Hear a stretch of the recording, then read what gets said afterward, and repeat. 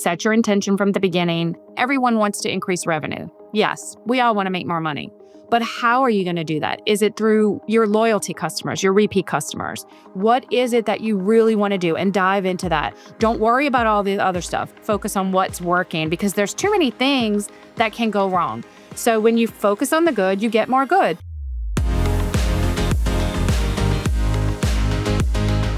Welcome to another episode of the Ecommerce Toolbox Expert's Perspective. Joining us today, we have Angela Hill, all the way over from Louisiana. She is the Director of Ecom at Batteries Plus and the author of Sweet Talk. So really excited for this episode today. Welcome, Angela. Thank you so much for having me. Excited to be here. Awesome. I always like to start off by learning a bit more about your career journey. You've been in ecom for over 20 years. Maybe walk us through your career journey so far and kind of some of the most pivotal experiences that stick out. Yeah, absolutely. I have been in e-commerce for a very long time. And I started at the time when it was just a baby. We learned about customer engagement. We learned about what clicks do, which are messaging, how important that is. And back in the day, I always like to tell this funny story, but I remember reading about Google in a magazine. And I earmarked that page and I said, this is going to be something really unique that we need to kind of lean into. And so starting my journey from the basics, I was able to really have a 360 view of everything. I've sat in every chair. I've done pretty much every role, held every role. And I feel like that has given me a unique perspective on e-commerce from actually doing the work to then becoming a leader in the industry and being able to see that transformation all this time. Very cool. And as of late, looks like you spent a good amount of time working in the barbecue space as well. And now you've landed at Batteries Plus. So without speaking about Batteries Plus directly, I'm curious, obviously it's a complex category heavy retail business. What attracted you to join them? And is that like a kind of a different business model than what you're maybe used to when it looks at kind of some of the previous companies you were with? It is. Batteries Plus we have over 700 franchises nationwide. So it puts a little bit of a complexity into an otherwise straight up e-commerce website, having to take into consideration weather, seasonality, having to take into consideration inventory. But what really drove me to Batteries Plus was the opportunity to make a difference. And we have a great business model. We have a great foundation, and I'm there to really just enhance all of that and make customers understand the breadth of our offerings and the level that we take to actually be a part of the customer journey and service those customers as they come into the store. So I found that to be a really exciting opportunity when it crossed my path, and it just really resonated with me and kind of felt just like an extra step towards being able to use all of my past experience in e-commerce space. And getting a bit deeper into the weeds on this, there's retailers who obviously manufacture and build their own products and have a brand. And then there's others that resell other people's brands, right? So a lot of what is sold in some reseller stuff is really, it's available in other stores. So how do you think about being able to drive online traffic when you're effectively selling other products that in theory are available on Amazon or available on other websites as well? And it's not like a branded experience. Like maybe talk to us a bit about that difference. Yeah, I think that's a unique position. And that's really been most of my e-commerce career is reselling other manufacturing products, understanding and leveraging the pricing, understanding the logistics behind it, and just really creating that space to be able to sell on Amazon and through third parties. I think you really have to go back to forming a trust with your consumer in order to be successful to do that. Even though you're on Amazon, you still have to have that brand recognition. You still have to have that story. You have to tell the story. You have to make sure that your products are meeting customers where they are. And if they're on Amazon, you have to be there. If they're on other third parties, Walmart, Home Depot, whatever it may be, you have to be able to engage the customer through the partnership of that platform that they're shopping on, because ultimately they're going there for an element of trust, and you need to replicate that within your product to be able to get that conversion. Very cool. And I think you might be the first guest that I interview who's also written a book. So maybe talk to us a bit about Sweet Talk, really connecting communication, behavior. How did your career inspire writing the book? And maybe talk to us a bit about what is the book? Yeah. So the book is called Sweet Talk. It's Sweeten Your Life with the Power of Your Words. I began in the role of e-commerce as my career, but I also spent so many years learning how to choose, click, convert, and that customer behavior. And I think the element of Sweet Talk is the same type of technical advice, but within your own life. And basically, it's understanding that you have tools provided to you at birth that you can use. Things like intuition, inspiration, frequency, the power of your words using affirmations, visualization, mindfulness, mindset shifts, all of these things. And I was in a situation in my life where I found that I was really creating my life through my words, whether it was professionally or personally. And I would sit and I had a team and we would always have brainstorming sessions and we would talk about what we wanted to put out on our website to the consumer. And I always would say, what does that really mean? You have to really get down to the nitty gritty of what you want, what your intention is, and what you're trying to do with your life and with your work. So throughout this process of really training myself to focus into intention and mastering the power of what we're trying to say, I realized that I was doing that in my life. And things started happening to me that was a direct result of my words. I would wake up in the morning and say, today I'm going to have the solution to this problem. Today I'm going to create a new avenue for revenue. And things would happen. And I trained the change in my perspective and I trained myself to really understand what is happening internally, because what you do today, the words you speak today are going to create the life that you live tomorrow. And so I wrote a book about it, and it's got some personal stories, examples.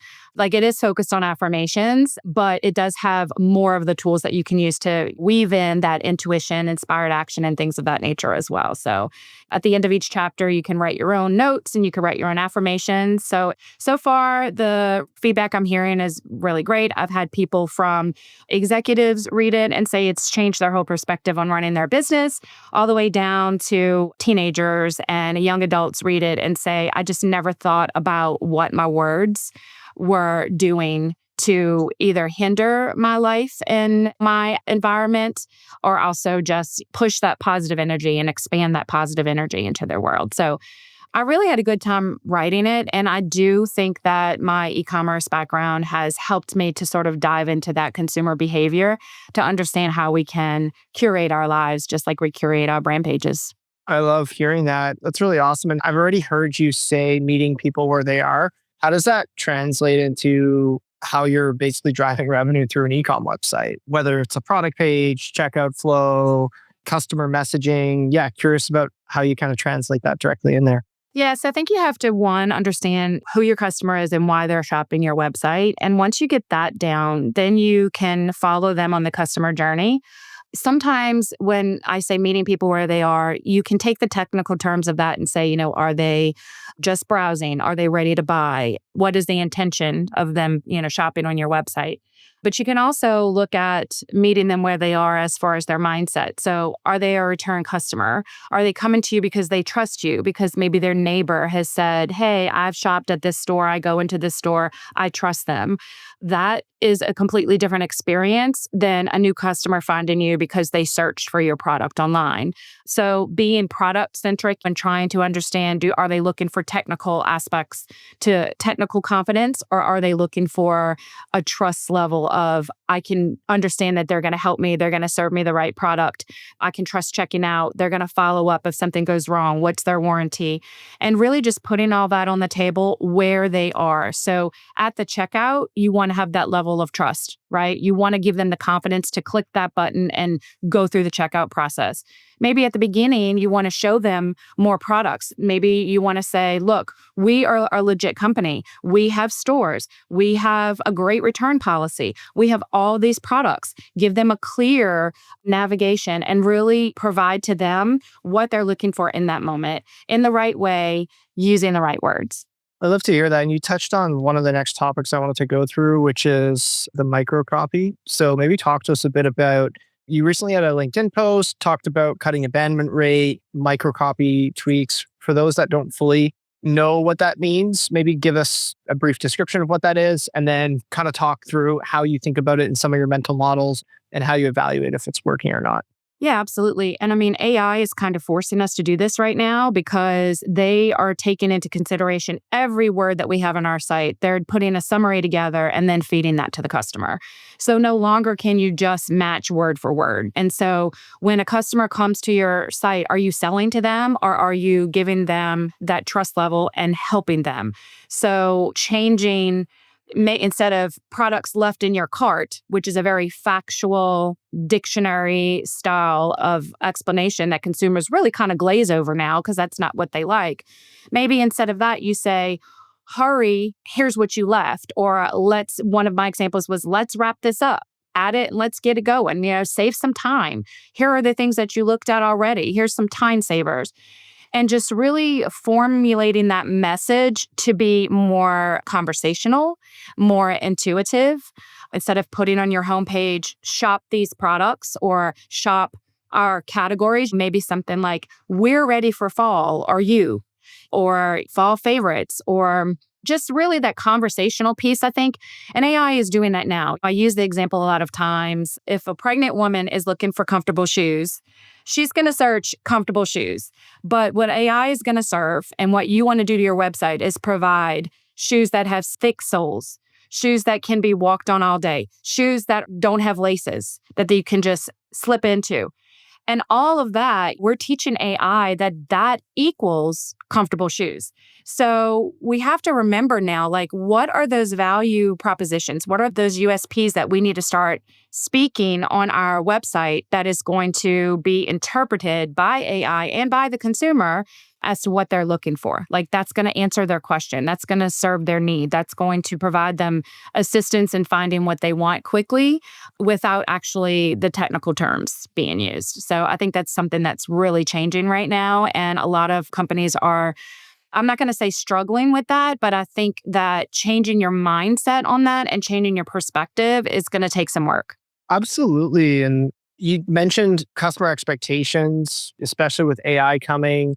Obviously, you mentioned you've been in the game now for about 20 years. What are some of the larger customer expectation shifts that you've seen, whether it's speed, navigation, or delivery? I think Amazon changed a lot of expectations for delivery and fulfillment time. So yeah, maybe talk to us a bit about some of the bigger changes and how you've made sure that you've always kind of stayed up to date on those. Yeah, I think speed used to be keeping customers on your site and keeping them engaged, but I think speed today is conversion. I think it's a direct correlation with conversion. So when customers come to your site, they want to check out quickly. They want to be able to find what they need quickly. So speed is still and always will be a major part of the consumer journey and the website tech stack. How can we get that speed as quick as possible so it's almost like a real-time shopping experience? I also think navigation is very important. If the customer can't find the product, they're not going to buy it. And if they don't know what they're looking for, they're not going to find it either. So again, serving up the creative journey, that customer journey in a creative way, maybe curating pages that are equivalent to smaller, unique categories. So maybe instead of like camping products, stay, warm, product for warmth, could be something. And just really looking at it as a different perspective and really driving down and drilling down to how is the customer going to find this product? They don't know that a specific product sits in your everything else category. So how can you bring those products into categories and create that clear and concise navigation for them to discover the products? It's more of a discovery versus a selling too. And then I also think stop the fluff. So no longer can we say like, click here to elevate your outdoor space. What does elevate mean? What does that mean? You want to say, make your friends jealous, make your neighbors jealous, make your kids happy, have a fun day. Whatever that feeling is, it's more of evoking that feeling. And the fluff is just not really diving down and drilling down into finding out what that truly means to the customer and even to yourself. And I do say it in my book. What does it mean? If you wake up today and you just say generally, I'm going to have a good day. Okay, you probably will have a good day. But if you say, I am going to get to work on time, My coffee is going to stay hot all day. I'm going to find the solution to that problem that I've been trying to figure out, and things like that, more specific. Maybe everything's going to work for you. I'm going to get all green lights. I don't know. It's just being a little bit more specific because that's really what you're trying to say. And so I one time manifested a trip to Hawaii because I kept saying to myself and out loud, I want to go to Hawaii. I want to take a vacation. I want a great vacation. I'm worthy of a good vacation. But then I stopped for a second. I said, no, I want to go to Hawaii. I want to experience Hawaii for 5 days. I don't want to pay a lot of money for it. I want to have this great experience. 2 days later, I got a phone call and I won a free trip to Hawaii for 5 days. So this stuff works. It works. And again, that's in my personal life. But when you look at it in the customer experience online, if you say what you mean and you mean what you say, customers are going to trust you more. And they're going to be more inclined to say, okay, they told me they knew exactly what I was looking for before I even knew it. And that's how you have to look at e-commerce. I love that. And I mean, this wouldn't be a podcast unless we started to dive a bit into AI. So where have you seen AI actually be more practical when it comes to implementing it, whether it's within your own organization or just in the peer groups that you're with? And maybe part two to that question, do you envision AI changing the interface of commerce? Is it a channel? Is it going to potentially change like a website structure long term? I'm curious to get your thoughts on that. Yeah, I definitely think that we're just on the cusp of AI. And I know people have mixed emotions about it. But for now, I think the best benefit that we can use AI for is two things: reporting the data. AI can summarize data. AI can splice data. AI can really understand, take hours out of research to give us what we're actually looking for. Of course, we still need to review it, give a human review. At this time right now, we might grow into not having to do that. But I think implementing any type of AI reporting is going to help any business kind of understand the customer and what they're doing. And then I also think that curating categories and curating product assortments based on customer activity is something that is really accessible right now in AI. Product recommendations, product rankings, visibility, serving up messages to consumers where they are could be done through AI.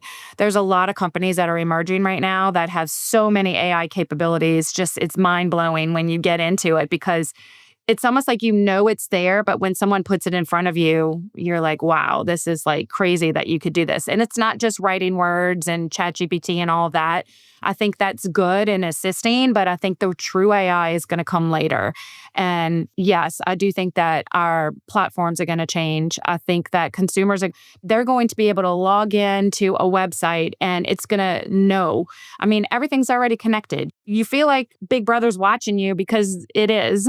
And I think we're going to be served those things so quickly and so much personalized information driven straight to us through AI that it's going to be a challenge. The competitiveness is going to really increase because what is going to set you apart? How are you going to set yourself apart? Yeah, you have all these great things. Yeah, you're going to be able to serve customers products right away. So will your competitor. So how are you going to set yourself apart in the age of AI when everyone has the tech to do all these fantastic things, all this new functionality?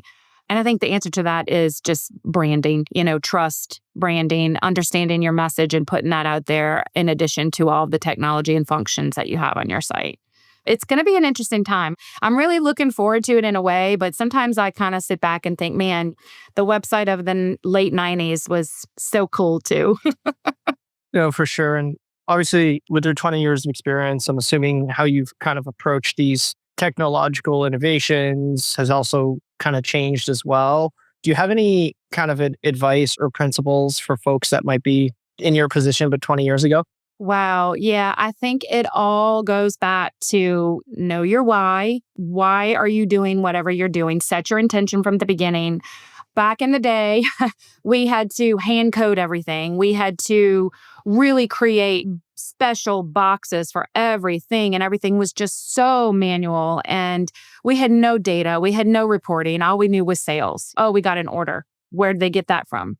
So we didn't really have the opportunity to be as creative as you can be right now. But I think through that creativity, we lose the why.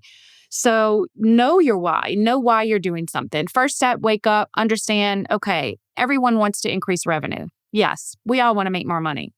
But how are you going to do that? Is it through your loyalty customers, your repeat customers? Is it through new customers? Is it acquisition? Is it paid? Is it higher AOV? Is it higher IPO? What is it that you really want to do? And dive into that. And if it is, say, for instance, higher AOV, understand what that means. Look at every day, the reason why you're doing this is for an increase in AOV. So you should be concentrating on products. You should be concentrating on merchandising. Don't worry about all the other stuff. Don't worry about what does the homepage say. Don't worry about, oh, we want to do this promotion. Let's look at the actual basics of AOV, visualize it, write it out, share it with your team, talk about it every day, write it on the wall. This is what we're focusing on. And then at the end of the day, when you get to the end of the project, you'll know that you did everything you could within that channel to get there. And focusing on that good, just focus on what's working. You used to have to focus on the things that were broken. That was the best thing to do. Oh, let's fix what's broken and we'll increase all these things. Nowadays, you have to focus on what's working because there's too many things that can go wrong. So when you focus on the good, same thing you should do in your life, focus on the good, you get more good. So imagine if you took that product that you were making 20% of your sales or 80% of your sales, the 80-20 rule, is on these 10 products. If you consistently updated and worked on those 10 products, you're going to expand your sales so much more than if you took that 80% of things that are broken and said, oh, let's work on this $2 item that nobody's buying. Nobody cares about that. Yes, it's there. Yes, you need to maintain it, but focus on your bread and butter. Make your bread and butter the front page of your website. Make it all of your emails. It's always there. And when a customer comes to your store or your website, they know who you are and they want to participate in that. They want to be a part of that. They want to engage with you. So I think that's going to be really, through the age of AI, we're going to have to look at that a little bit closer. Couldn't agree more. And Angela, wanted to really thank you for your time. This is an awesome episode. If for those listening want to get a copy of Sweet Talk, where can they find it? Yeah, it's on Amazon, Kindle Unlimited, or also my website, sweettalkbook.com. There we go. Awesome. Thank you so much, Angela. Thanks so much. Appreciate it. The E-commerce Toolbox Expert Perspectives is brought to you by Noivo. To find out more about Noivo and how we can help you debug your e-commerce site and rocket your revenue, visit www.noivo.com. That's Noibu.com. And then make sure to search for the E-commerce Toolbox Expert Perspectives on Apple Podcasts, Spotify, or anywhere else podcasts are found, and click subscribe so you don't miss out on any future episodes. On behalf of the team here at Noivo, thanks for listening.